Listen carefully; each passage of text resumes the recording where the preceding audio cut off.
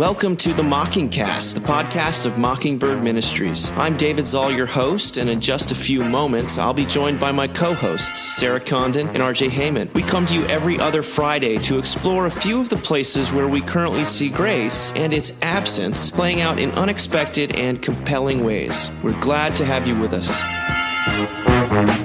Praise the Lord.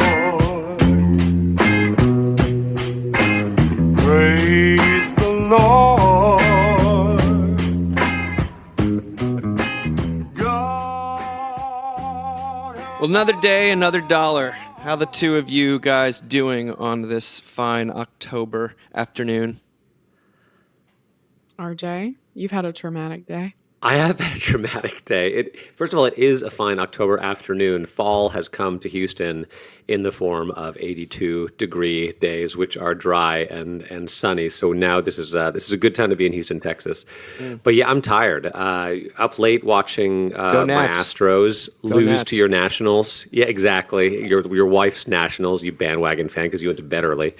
But that was brutal. And then got up at 4:30 to take my oldest son to the hospital to get his broken nose surgically repaired, which is a combination of, just being there. Getting up at 4:30 is tiring enough, but just the stress of going on a general anesthesia and being there when he's waking up and being like, is he ever going to wake up? But he did wake up, and we got some very funny video, which we have to do, of course. And now he's he begged me. He's like, Dad, two things. You need to take video, and two, do not give him my phone, because if you do, I will text out really stupid things to my friends. Yeah. But he's home convalescing. So we're all good, but I'm gonna sleep well tonight. And thank God no World Series game, so I can go to bed on time. Go Nats. Good. Yep. All right, Sarah, what's going on in your world? Ooh, things are good. It is fall for Houston. So everybody's pulling out their skinny jeans and their riding boots and their giant earrings. Just kidding. We never put those away. It is. I mean, you forget how hot it is and how awful it is until it gets cooler. Like, you're like, oh my gosh, like that was like affecting my mood and the general mood of the people I love. Yes. Until it's slightly less hot. Yeah. It just has to be just a little bit less like when it's hot. 92, you're like, this is a miracle. Incredible. Oh my gosh. Wow. Anyway, the weather's so interesting, so I'm glad we gave it a moment. Well, let me ask the two of you a question. Can you imagine what the world would be like if everyone goofed off at work as much as you do? Apparently that's an old Jay Leno joke that Tim Kreider highlights in this first piece that we're talking about, The Art of Not Doing Art, Procrastination as Vocation. This appeared on Medium, and this is Tim Kreider, who we've drawn so much from. It's like an ode, the seductive and terrible lure of whatever you're not supposed to be doing, whomever you're not supposed to be with, wherever you currently are not. He has someone who's approaching, who just turned 50. He says, as the things I'm officially supposed to be doing have gotten bigger and more ambitious, so too have the massive, secret, time-wasting projects. My illustrated edition of Stanley Kubrick's Napoleon script, for instance. I guess these are what normal people would call hobbies. And of course, anyone with an internet access knows the dissociated horror of watching yourself click through an infinite feed of forgettable crap as the hours and days evaporate and the great books go unread. Mark Twain, who, between writing books, patented a garment fastener like a bra strap, a history trivia game, and a self-adhering scrapbook, wrote that work consists of whatever a body is obliged to do, and play consists of whatever a body is not obliged to do. The reason people pay you to do things in principle is that they're hard, boring things you otherwise wouldn't do. The luckiest people are those who get paid for doing something they'd secretly be doing anyway. And yet, by some ineradicable glitch of human nature, as soon as someone pays you for something, it turns into a chore as dreary as algebra homework. What is it we're really doing on this planet? The stuff we're supposed to be doing, or all the stuff we do instead? What a great question. If you wanted to get all adolescently existential about it, you could argue that it's all. The energy and insurance industries, novels and operas, prosthetics and space probes, conquests and coups. It's all procrastination. And what are we all avoiding? There really is something illicit, sinful, his word, about procrastination. And not just because you're filching a few minutes from your employer. It has the same perverse thrill of smoking cigars, drinking whiskey, and other more overtly self-destructive vices. Instead of heedlessly endangering your health, you are knowingly squandering time, a commodity more irreplaceable than uranium. Beneath the frivolous subject of procrastination is the dreadful subtext of time passing, deadlines approaching, things left undone. Dun, dun, dun. Do you guys procrastinate? I mean, I think everybody procrastinates. That's Jay Leno's joke, I suppose. Yeah. Well, what struck you then about his procrastination observations? Honestly, I mean, we need to check our privilege, okay? But honestly, what occurred to me was in doing this really new ministry, trying to think about different ways we're going to do it, different things we're going to do. I have noticed that I get really mad when I do things because I think I have to do them or I'm supposed to do them, and they're not things that bring me joy.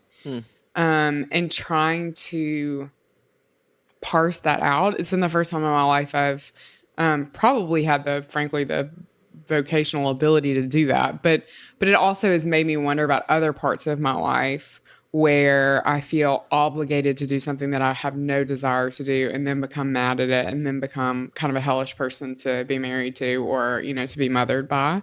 So I don't know. That was the first thing that kind of stuck out at me. Dave, it goes to so many questions I feel like you ask about inteculosity, where it's like I was with a friend at clergy conference this week, and she was doing a whole presentation about managing your inbox, and my inbox has 5,000 emails in it. No big deal. No big deal. Down from 8. Thank you. But, down from 8, as of a few months ago. So it's probably back up. Anyway, she was giving me all her tips, and I was like, well, my real problem is that I'm on social media too much, which we all know. We all know this about me. And she was like, and I've heard this before, it was helpful to hear again, basically you've trained this pattern in your brain, you have to retrain it, you've got to do something else. You can't just say don't do it, you have to do something else.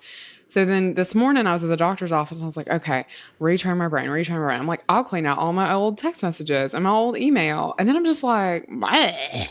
I don't know. It just was what a waste of time. I know. I would much rather scroll through Facebook and look at pictures of people's babies. Yeah, it's just, I don't know. We're always trying to optimize the broken. I don't know. Optimize. Wow, that's a good phrase. I think that's true. There's this idea though that when you're paid to do something, or the second your hobby becomes monetizable, or you have to monetize it, is the second it becomes less fun. And how do we, as people who are kind of trying to do something that should be approach freedom in some way? How do you?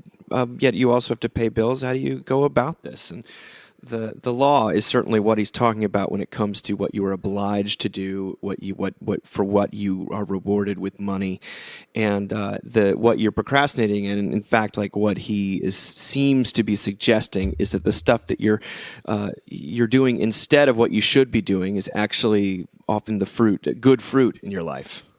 It makes me laugh because there have been seasons in our ministry when I've done a lot more at my husband's church, at Josh's church, and seasons when I haven't. But when I'm in one where I am, if I'm teaching Sunday school or I'm preaching or doing something like that, people will say, are you, not people in the church, but people outside the church will always sort of be like, are you on staff at Holy Spirit? Are they paying you to be at Holy Spirit? And I'm always like, I'm not looking to hate my husband. If you got paid, stay married. Yeah. I will not be paid to do this work because then I will have to hate him. So it's just funny. Yeah. RJ, what do you think? My first thought was, I'm pretty sure that Tim Kreider doesn't have kids. Yeah. It seemed like he had a lot of free time. And I feel like, this is going to sound a little dark, but I feel like most of my life, and maybe it's just the season I'm in right now, I feel like most of what I do is stuff that I should do. I'm constantly moving between work And a lot of my work I enjoy, and some of it I've learned to enjoy, but I think I've gotten good at recognizing, like, hey, just because I don't think I'm going to like to do something, I might actually like it if I love it and I put myself into it. And I keep sort of, and I focus on the fact that, who I'm serving. And that Jesus doesn't call me to be sort of important and happy all the time. It's okay. It's okay to be unimportant and conflicted. So going between work and then, trying to be as helpful with the kids as I possibly can. And then the really irresponsible thing that I do most often probably is just stay up too late, like after everyone has gone to bed, after Jamie has fallen asleep with the baby. And maybe Jackson is up doing homework and Spencer's off doing God knows what, then Fortnite. I can have a couple hours. Yeah, exactly. Then I can, the sort of 11 to 1 shift or something like that, because everyone in my house goes to bed so late. And I'm not producing anything meaningful in those 2 hours, I'll tell you right now. It's like I'm basically watching all the TV that I know Jamie won't want to watch, like Handmaid's Tale. If she walks in the room and I'm watching that show, she's like, turn it off immediately. And I'm like, why do I need to watch horrible, depressing television? But I guess I do. I don't know. I'm on both sides of the fence. But I'm a little jealous of Tim Kreider. He seems to have a lot of, and I love his writing. What's the yellow book? We Learn Nothing. We Learn Nothing. I love We Learn Nothing. It's so good. I'm not really jealous of him because I love my family, but he seems to have a lot of time. Anyway. We've never referenced her on this podcast before, but Jen Hatmaker is sort of like another, we'll get to another queen of Protestantism, but she's certainly one here in Texas. She's married to a pastor and they have a very big family. And I remember one time I read that she's incredibly funny, and she wrote that like every night she tries to tell herself she's going to go to bed early, she's like, I'm going to get the kids down where it's going to happen, and then she gets everybody in bed, and at like 11:30 she's like, I'm the queen of the universe. Yes. Just like stays up till 2 a.m. Exactly. No, that's exactly definitely a thing, and especially in a culture that really enshrines productivity as its greatest value. And that is what I say in the seculosity. Then procrastination is totally a moral category. It's a sin. It is sin. You're not just sinning against time. You're sinning against the culture, against yourself even, because you're the only one who is paying that cost. I find it to be very interesting. I don't find that I have a procrastination problem, but I do have a doing other things instead of what I'm supposed to be doing problem. So maybe it is procrastination, but it's like I put in something, I do something productive. I do these massive time wasting projects, which even with 3 children, I somehow find time to learn everything I could possibly learn about, Elvis Costello or something like that. Nothing about it is urgent, and yet it is thoroughly absorbing. And because there's no result in mind, there's no product outside of maybe another hobby podcast, then I do tend to enjoy it. So it's good. It's interesting, but I mean, let's go from what you do with your non-parenting time to what you do with your parenting time. The Point, which is a wonderful journal and magazine online and site, Agnes Callard wrote something called Parenting in Panic, and this sort of half-heartedly goes out to someone we love with our whole hearts, which is Ethan and Hannah Richardson. Ethan, who edits the Mockingbird magazine and has been on staff forever. They just had their first child yesterday. David Keene Richardson. So, Ethan, you should now stop listening after you've heard your name, because this article is kind of depressing. But here it is, Parenting in Panic. It is hard to speak about parenting without at the same time seeking validation as a parent. Every story about parenting has to do double duty as a story about how I am such a good parent. Even my confessions of bad parenting are carefully calculated to make you think I am actually a great parent. Oh, don't be so hard on yourself. Parenting has a lie built right into its name. We should have called it childing, because that's who's in charge. For about a decade, I had the status in my group of friends as the sleep whisperer. Both of my first 2 children slept on their own without issues from day one. Then my third arrived. That, quote, baby is now 6, and the most recent time he came to my bed to sleep was last night. It turns out that we had all mislocated the source of the sleep talent. Notice how much we emphasize precisely those aspects of parenting that are farthest from the child's direct control, such as pregnancy and baby care, protection from dangerous predators, and school choice. Respectable literature avoids the topic of parenting. Even the exceptions, like Nausgaard and Ferrante, focus more on the parent's experience of the child than on child raising proper.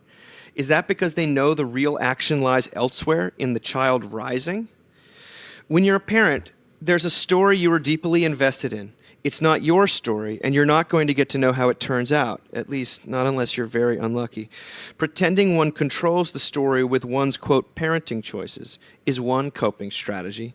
Convincing oneself that the story is already written in the genetic stars is another.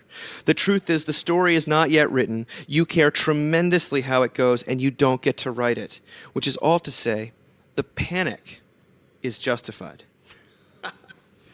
Oh my God, it's so good. It's some beautiful writing, I think. So good. Last night, I was putting Annie to bed, and we were watching the same baseball game, and she said to me, as she does probably once a week, "I just need you to stay with me. You can't go downstairs." and I had all these big plans for getting the kitchen clean and getting lunches made. And, the queen of the universe. yes, exactly. And I was like, oh, I'm just going to close my eyes for a minute, and that was at 8, and I woke up at 10:30. Baseball game's still going, and I have a sweaty 5-year-old laying on me. And I just love what this piece says about how we're not really in charge. And also, honestly, some of the least happy parents I know are the ones who think that they are, that they've got some formula. And God bless them if they got a child that falls into line. That's great. But, then the second one ends up in rehab and they're like, I don't know what I had a formula, and they're mad as hell at that kid. And it's just yeah, it's not anything that it feels like we have a lot of control over. I keep thinking about, I think I mentioned this actually because RJ and I were at our diocesan clergy conference together this week. I think I mentioned this to him, but I happened to be in a prayer group with, Dave, Sasha Hines, and she's a psychologist and has worked with mothers and children before. And she said something that it has wrecked me and stayed with me. She said, I think there has to be something to the fact that we are all at this age. Old people don't talk about their childhoods anymore, right? You get real happy when you're old. There's a lot of scientific evidence about it. We are still grappling with our childhoods in our 30s and 40s. And she says there has to be something to the fact that God made us to be grappling with our childhoods at the same time as our children are in the midst of theirs. And I can't stop thinking about that. Both that is how we're created, and that she said there has to be something to the fact that God created us that way. And I, as someone who wishes I could go back and do 3, 4, and 5 over with my firstborn, I try to take a lot of rest in that, because I do think one of the worst things we can do as parents is have deep regret about what we did. Don't get me wrong, you've done something wrong and should apologize to your child for it. But deep regret about what we did, and then not, and so much so that parenting becomes this whole internal strife, struggle thing that then is all about you and not about your kid. And then you really do miss their childhood, So the sooner you can enjoy your forgiveness, know you're not in control, the more fun I think it is as a parent. I don't know, RJ, you're the best parent I know. Come on. Speak about it. Come on, let's get Jamie on. What am I supposed to say about this? I don't know. First of all, let me say I'm definitely still grappling with my own childhood, and my parenting. And I think I talked about it around the time that my father passed away kind of unexpectedly. Just about a year ago, that one of the things that came out of that, and I've always said this to my kids, was, what I was really thinking about this a lot around the time he died, but that every child, maybe, and I'm only a man, and I had a troubled relationship with my father. My mother and I are better, but I said, I think what I needed from my dad was, I love you, I'm proud of you, I'm here for you, and I'm sorry. And I feel like I got about 1.5 of those things, maybe. And so my reaction to my dad dying was just saying to my kids again, all of those things, and especially the I'm sorry, like that if I ever have anything to apologize for, I stand ready to do that. And I said that through tears, and they were both like, Dad, we get it. We're a little freaked out. Go. Okay, geez, you said this enough. You know? Drink a White Claw. Yeah, seriously, freaking us out. But I don't, there are things that have happened in the course of my life that I kind of, that were hard that I wish I hadn't. Like leaving New York was really hard and coming to Houston. I think it was also the right thing. I don't know if it's a regret that I have because I feel like it was something that was beyond my control. So I don't know it sounds weird to say. I'm trying to think of like big regrets I have in my parenting. I don't know. I mean, let it be said too, I feel like so far, knock on wood a lot, things have gone okay. I do think, one of our sons is kind of right in the middle of, as we call it around here, the puberty. He's got the puberty pretty hard, and he's gone from being someone who was lovely and bright and happy and risk-taking and cheerful and just a little more sullen and withdrawn, Sure.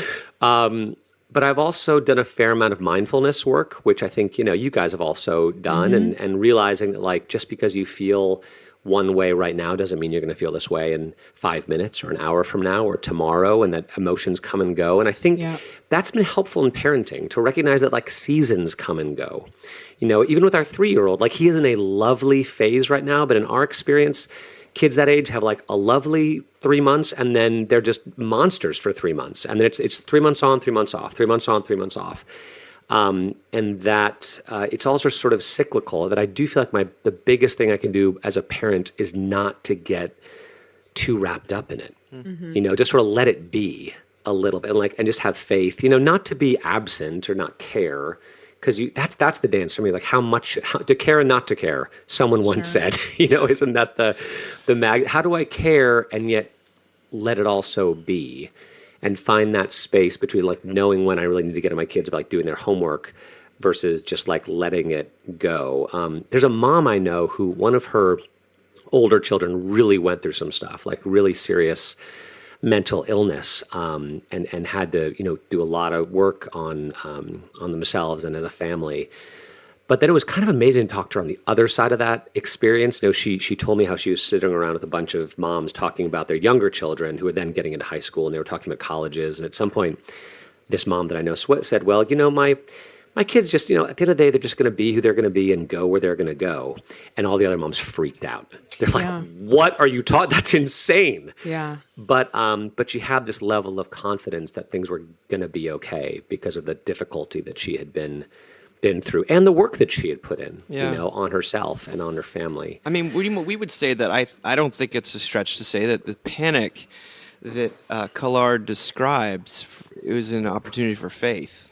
I mean, it's yes, absolutely. But ripping the charade to pieces, that the art of parenting is really just such a small corner of what it actually of life with children is, because it's the stuff that you can quote unquote control, but actually the truth is that almost nothing about it is in your control. And that's a very scary thing to hear as a young parent. And yet the practice of getting used to the panic, and do you have any resources for confronting the fact that life really is not in your control? And you can pretend that it is a lot, I think, a bit easier when it's just yourself, rather than this sort of living, I don't know, a mini you, and the overinvestment that we certainly have in our kids. That we, the seculosity of parenting stuff is a factor here. She does mention in the piece about free range parents in the 1970s, and how did they not deal with the panic of just life being out of your control, and it might even be like a more measure of the faithlessness that we're experiencing, that people are that much more clamped down on their kids, and therefore creating, all the various problems associated with the helicopter movement. I really think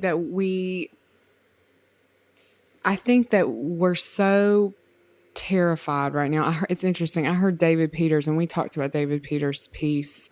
He was the guy that wrote the piece about accidentally killing someone when he was in college. And David's a veteran, and I heard him talking about how everybody has PTSD right now. And what PTSD often does to us, he used the example of those stretchy balls, is we want our world to get smaller and smaller and smaller and safer and safer and safer. And there's that impulse in parenting. And I really think the only way, and I'm not giving advice, it is the only way I've been able to manage that anxiety is that I feel like they have to know they can come to you if they need something. They just have to know you're there, and they have to know that you just love them so much. I mean, probably once a week I will remember to say to both of my children, and they're small, they're 8 and 5. Teenagers should probably bristle at this, but I just grab their little faces and put them in mine, and I say, I can't believe of all the babies in the whole wide world, God gave you to me. You know, because it's like, I want you to know that that you're so precious, and that this home is a place of rest and love for you.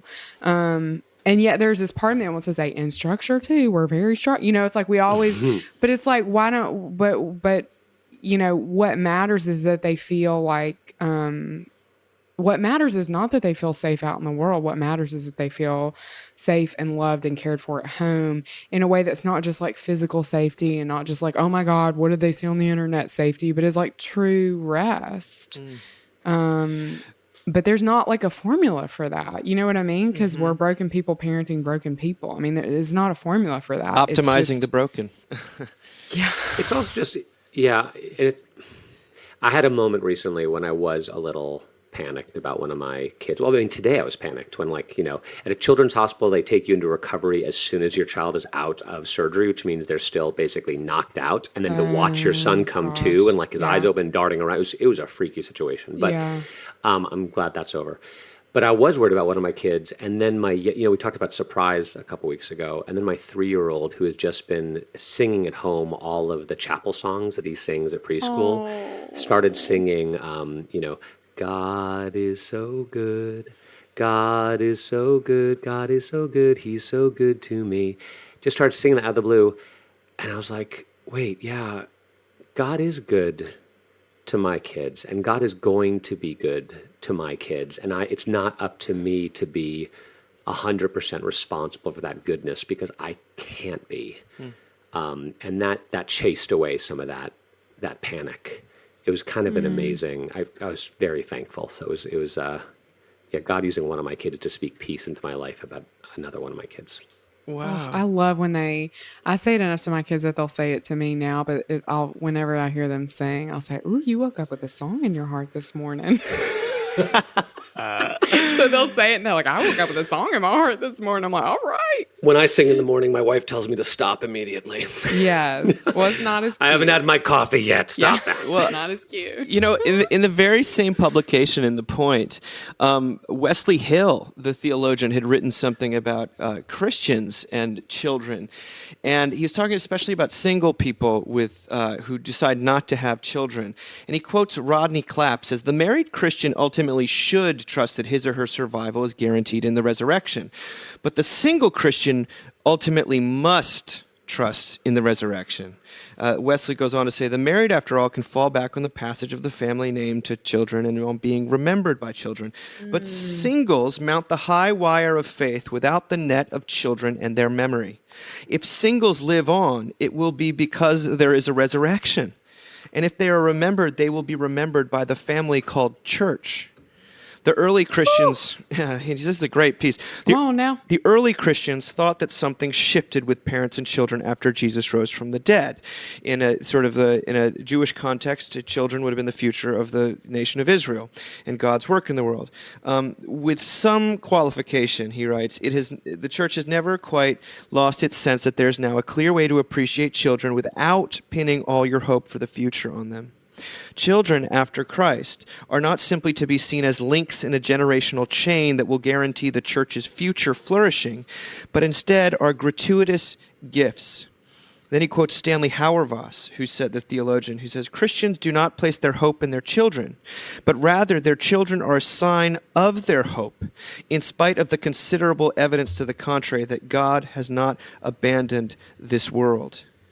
They are gratuitous gifts instead of a means to a future end. And I think it should.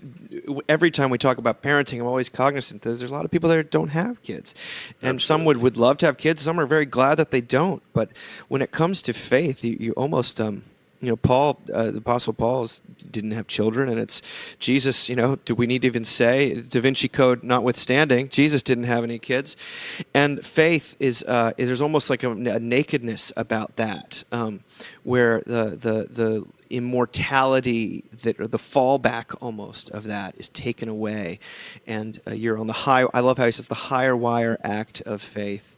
And yet, the truth is that our children are not our means to being immortality, to being remembered in a certain way. They are simply gratuitous gifts from God that can be enjoyed and to be stewarded, but really to be enjoyed and to sort of be loved, as you say, Sarah. Isn't that a beautiful picture? I love that. I have several single friends who listen who don't plan on having children. So, hey, guys, shout out. Yeah, and hey, I'm hoping for a much more concrete, life after death than just remembrance. That's not enough. I don't want to just be remembered. I want there to be more than being remembered. I mean, do you just think about how you remember like certain members of your family, and you're like, I don't want that to be. Maybe I want to be forgotten. I want to be forgotten. I'm happy for remembered some only people by to the remember Lord. Me. Yeah, I don't. Was it von Zinzendorf? Preach the gospel, die and be forgotten. Ooh, that's good. You didn't know that even? No, I love that. Yeah, of course it's what he's remembered for, ironically. but it's such a good line. So good. Well, speaking of people being remembered and being talked about, our own Sarah Condon weighed in, dipped her oar into the fray of online activity. This time, you wrote a piece for Mockingbird, a wonderful piece called "We All Get to Go Home with Beth Moore and Jesus." Sarah, I'll read a little bit of it, but then I want to hear from you. And I'll set this up for us. There's a clip that came out this week where a prominent pastor / embarrassing uncle at Thanksgiving dinner table, and you can look up who it is, said that Beth... We're not going to say his name. Well, I mean, this guy is just par for the course. It's fine. He said that Beth Moore, the very prominent evangelical preacher, teacher, Bible study leader, she's become a bit of a Twitter personality. She's kind of iconic right now. He said that when just mentioned her, they were playing some game with him where they mentioned her name, and the first things that came to mind was "go home." As Sarah, you say, Beth Moore, for those of you who do not have Texas passports, sits in one of those unique places in the more conservative corners of the church. On the official record, she is a teacher and leader in women's ministries, but in real life, she is the queen of Protestant church world, or at least evangelical Protestant church world. She fills stadiums for her Bible studies. She is a prolific writer, and let's just name it, whether she is willing to own it or not, Beth Moore is an anointed preacher. Now, Sarah, I'm not putting words in your mouth, I guess, since you wrote all this, but you use this as a springboard to talk about what it's like to be a woman in ministry, dealing with people who don't believe that you should be there or in the position that you're in. And one of the things that struck me before I open it up to you guys, you wrote that one of the things you do when confronted with resistance, and while of course I don't have to deal with that form of resistance, we all deal with some form of people not wanting us to be there or not acknowledging. I'm a person who's not ordained, I plays one on TV sometimes, so I can find a way in. But you say that one of the things you do in these situations is you remember your death. We're sort of in get in the pool territory for long-time listeners. You said, "It is my quiet time with the Lord, if you will. I remember that women in their 30s die all the time. By your 40s, that number goes up. And if pastoral ministry has taught me anything, by your 50s, you have probably started to lose friends.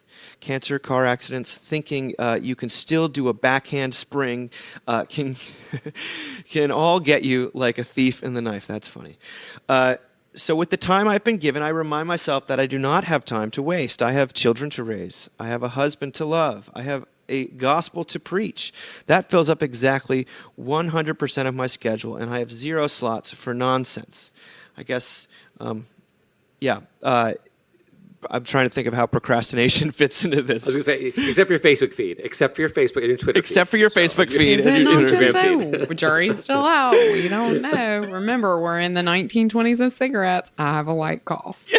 I have a light cough. This is you, Sarah, again. I was raised to believe that if God is calling me into something, I best pray about it and answer and then get to work. I have to keep my head down and my eyes focused on the cross. The world is a haunted place gripped by the power of sin and diseased with an epidemic of lonely lostness. There are so many people who need to hear the gospel and to know that the love of Jesus Christ is for them. And for reasons only the Lord knows, I have been called to help. But I know that my God is eternal and that his calling on my life and the lives of my fellow anointed sisters will outlast anyone telling us to go home. Besides, the joke's on them. We will all go home to Jesus thanks to the redemption of the cross. If those fellas think Beth Moore is annoying now, just wait until they get to spend eternity with her. I mean, that was fun to write. It's funny. I have gotten a really positive response, but I got a very corrective response this morning. Reminding I'm sorry, me. I couldn't resist, Sarah. I'm sorry. It was RJ. I had to send It was RJ.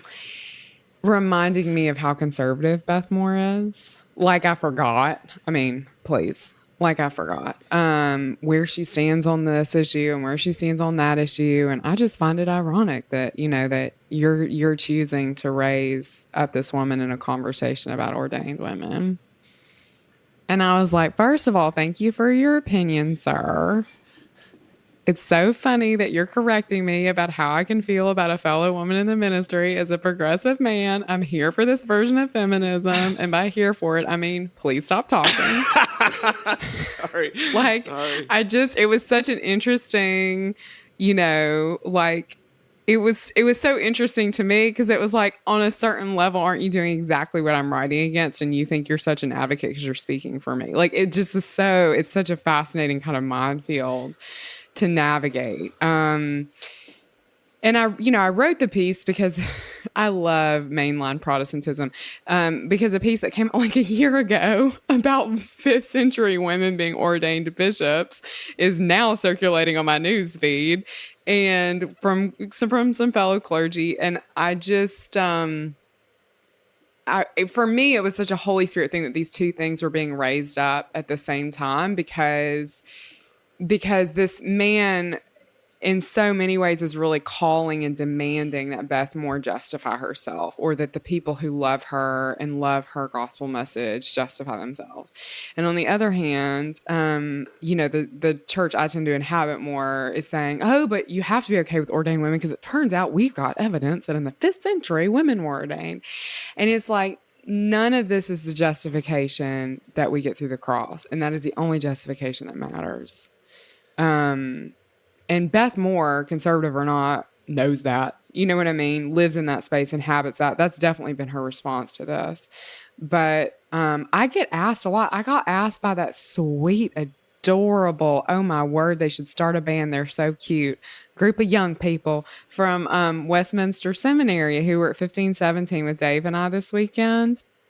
I got asked this very question about because they're from certainly a more conservative world. They don't have ordained women and, how I manage it. And in so many ways, I feel like this piece came out of that conversation with them because I was like, I just don't have time. I literally don't have time. And you know what I count on so much, and I can almost not say this, I count so much on people like RJ, on people, and Dave, I include you in this, but I think a lot about my clergy brothers, people like Aaron Zimmerman, people like my husband, who I'm too busy running to catch up as an ordained woman, and they're the ones standing in the gap, turning around and saying, this is why we need ordained women. This is why it's important to have Sarah's voice at the table. And I'm just too damn busy to try to defend myself. I got work to do, but I feel like those boys, they got a little, I have a friend that has said recently to me, that when she walks into a room with a collar, she loses 50% of her political capital automatically. And I think that's true. That's fair. And I think some of the guys just have a little bit more time on their hands and they can turn around and say, this is why we need ordained women. So anyway, I'm grateful for y'all in the midst of this conversation too. I mean, it's a little bit like how you were able to write that amazing thing about boys recently. I mean, what you're saying is that they can be advocates for you, and it's much more powerful even when you are not. It's not a self-seeking. It's not a self-seeking thing. It's like I'm always struck by one of the things that really got me about what you said is that I feel like in a lot of ways, we're just confronted with study after study about declining levels of belief and people not going to church, and of course, seculosity and all that. But you want to say we need all the help we can get. There's bigger fish to fry, or I know that there are essential issues for certain people and non-essential for others. And I don't even really know how to navigate that quite outside of the fact that... Me either, Dave, and I'm ordained. I mean, it's just it's like, let's get on with it. There's so many hurting people out there, That's what I loved about your focus is on the sufferer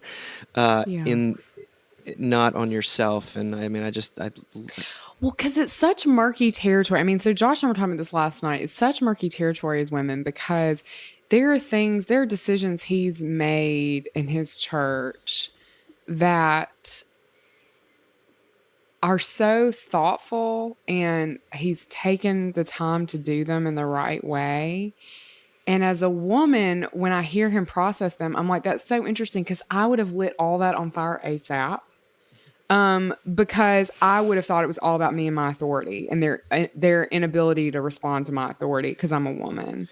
I mean, it's in that is definitely, as an ordained woman, something I have to keep that tendency in check, because it's actually not all about me. I'm actually not the lead character in the novel of everyone's lives, right? Everyone is actually carrying their own profound suffering into any given room or conversation that I walk into. And so, anyway, it is very important that when we have any conversation about ministry, that we're talking about suffering people and not about our own stuff that can really be worked out in a therapist's office, Arj. Sarah, when you were talking about people asking you to justify your ministry, I just thought about the, Pharisees and Sadducees coming to Jesus being, by whose authority do you do these things, And he didn't answer. He's like, you tell me, was John from heaven, or John's authority from heaven or men? And they didn't want to answer because it wasn't it wasn't an honest question on some level, and it wasn't an open question. Right. It was like, let me shut you down. And then also I'm just, reminded that when you read the New Testament and read the book of Acts especially, God kind of does things his own way. There are conversions, there's the Holy Spirit falling, there are baptisms, and we kind of have, at least in the Episcopal Church and more liturgical traditions, our practices for kind of understanding those things, like confirmation, like baptism, but it doesn't happen in the same order every time. It's totally different. Sometimes the Holy Spirit falls first on people, and they're like, well, I guess we got to baptize them. They're speaking in tongues, and like performing miracles. Maybe we should baptize them. And sometimes they get baptized and then it falls. And sometimes whole families are baptized, including children, presumably. And sometimes it's people who have, it's believers' baptism. And it's just like, we need to be careful about telling God how he's going to work. Right. And more like recognize, sort of try to keep up. Mm-hmm. I mean, that's when you read Acts, that's what's happening. Like the apostles are trying to keep up with what God is doing. That's what happens in Acts 15 when Paul goes to Jerusalem. And they're like, what are you doing? And he's like, hey, let me just tell you what God's been doing out there. Mm-hmm. And to their credit, James and Peter were like, okay, just don't eat any strangled animals, whatever that means. And Paul's like, no problem, I got it. Symbolic for women in ministry is the strangled animal. Okay, well then forget everything I said. Forget everything I said. You know what? And I want to say his name because I want to speak a word of grace to him. The man's name was John MacArthur, and I frankly, and he said it, I don't know if there was a video clip. I just heard the audio. But he said, or somebody said, when they said, we're going to do a word association, which is like troubled waters for anybody with a punchy personality, present company included. And he said, I feel like I'm being set up. And he was. I mean, to say, give a one-word answer. So there's no space for him to thoughtfully say, this is what Paul wrote to Timothy, and I really struggle with it. And, my wife loves Beth Moore, or like, I'm so thankful for what she's done in the women's ministries in my church. But like, I do try to coalesce it with scripture. There was no space for that man to say any of those things. He just had to say something bad, Wow. And so I hear you. I mean, I think that's just worth naming. Ladies and gentlemen, that is a generous spirit we've just heard aired on the podcast, and that's the sort of spirit I'm talking about. I wish I had it, Sarah. That's beautiful to hear you actually have it say when that. you need it, So Perhaps that's because sometimes maybe he was saying go home because you need to take a rest, and he was really saying, the truth is you're working too hard, and God wants you to rest in His Holy Spirit. We're worried, Beth. And I just have a feeling that's not what he meant, but No, I know it's not. But there was no room for him to say something. But I'm cut to the core actually by that. What you have just evinced is a biblically Christian, I think, interpretation of events, and I'm grateful. I'm thank you. Well, she's channeling Dolly Parton, because if you don't know, there's this amazing podcast called Dolly Parton's RJ. America out there, and episode 2 has something exactly like what Sarah Condon just did. So if you're a podcaster, listen to Dolly Parton's America. It is unbelievably good. So don't spoil anything. Well, we also, of course, this weekend in the lectionary in the Episcopal Church, we have the parable of the Pharisee and the tax collector, which is such a stop you in your tracks even all these years later, a kind of parable about those who exalt themselves will be humbled, and those who humble themselves will be exalted. And this absolutely shocking, in fact, quite frightening, ultimately incredibly hopeful message that the tax collector, the villain in the story, the true oppressor in the story, goes home justified because he evinces something akin to humility. And, maybe it sometimes feels like life is one, as we talked about with parenting and even procrastination, life is one long, I think my father said it, life is one long assault on your sense of control. And that, that to cry, Lord, have mercy on me, a sinner, is actually a place of, future, hope, love, charity, generosity. So that's all I got to say. Anything, Sarah, you've been watching anything, or you got any recommendations for people? I meant to ask you guys at the beginning. Watching anything on Facebook? Television. Television. I was like, what's my favorite clip I've seen of a cat riding a vacuum? Oh my gosh. What is the show? Oh, I'm the worst at this because we're about to play a guessing game in front of the audience. He was in Clueless. His name is Paul Rudd. Paul yes. Rudd's new The show. ageless wonder, the ageless Paul I haven't. Yes, Rudd. It's the Living with Myself. and it's made by the people who did Little Miss Sunshine. And I've heard Tom Brady makes a cameo, and because he is symbolic of perfection, which I almost called you. I mean, because it was the Seculosity Creed, like all over. We're only in the second episode, and I am very excited about. I've this. heard So there's- the I'm just excited you guys know who Tom Brady is. I've heard there's some stuff about Only marriage 'cause in of there you. and the soulmate stuff that's unbelievable. So Well, yeah, the premise is that he goes into this spa that's allegedly going to like make him younger and make him his best self. And what they actually end up doing is just creating a clone of him, and then they kill the original version, but they didn't do it the right way. And he woke up. And so there's 2 versions of himself. One that is like very handsome and enthusiastic and deeply empathetic towards his wife, and the other one who's like, y'all. So it's so good. oh, Paul Rudd, he's sort of symbolic to me of a certain type of perfection. I love that guy. Yeah. Yeah. Well, thank you guys for talking, and for thank you for your generosity with me. We'll talk to you in a couple weeks. Talk to you soon. Bye.